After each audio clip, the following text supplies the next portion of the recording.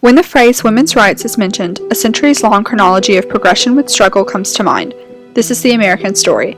However, this narrow view of women's rights is not reflective of history seen globally. Contrary to what can be actively observed and what has been taught in the American curriculum with regards to the progression of women's rights in the United States, there are still countries that possess no gender equality, just like there are areas of the world advanced farther than our own.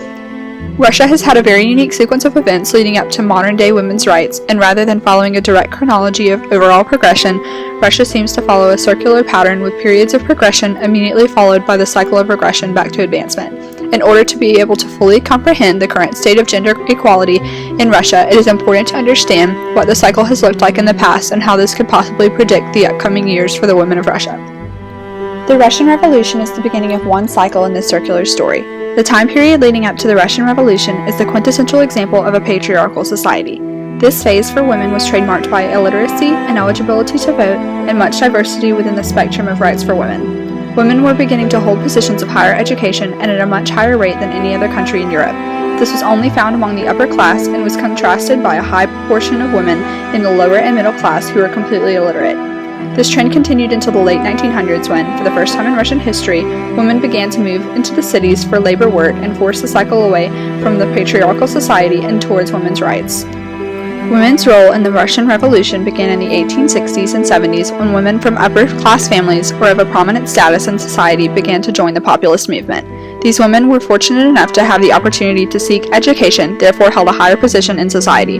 After this long period of women actively seeking social justice and political change, the Tsarist authorities regained control over this group and arrested many of the activists.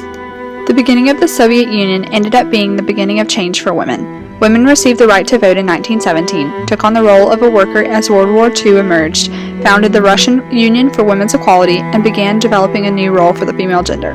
Women in Russia reached the peak of equality during the time frame of the early 1900s to the end of World War II. The gap in gender equality and women's rights expanded greatly between the end of World War II and throughout the fall of the Soviet Union. This resulted in the reinstating of a patriarchal society, which marked the completion of one rotation around this circular pattern of women's rights.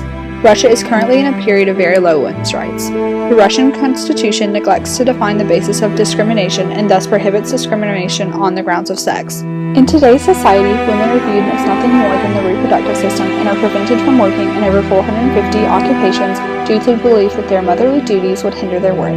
Women who do hold jobs are often unaware of the rights they do possess or are afraid to stand up for themselves for fear of losing their jobs. A woman's personal life in Russia frequently involves domestic abuse by the husband, unreported rape cases, psychological violence, and an overall lack of value for them as a human being. This circular pattern with periods of progression immediately followed by the cycle of regression back to advancement seems to project that Russia should, hopefully, be heading in a direction of an increase in women's rights. While this circular pattern is less than desirable, there is not much hope of breaking the cycle unless a drastic change is made in the Russian government, essentially meaning that, sadly enough for women in Russia, the light at the end of the tunnel is infinitesimally small and will forever linger in the distance just out of their reach.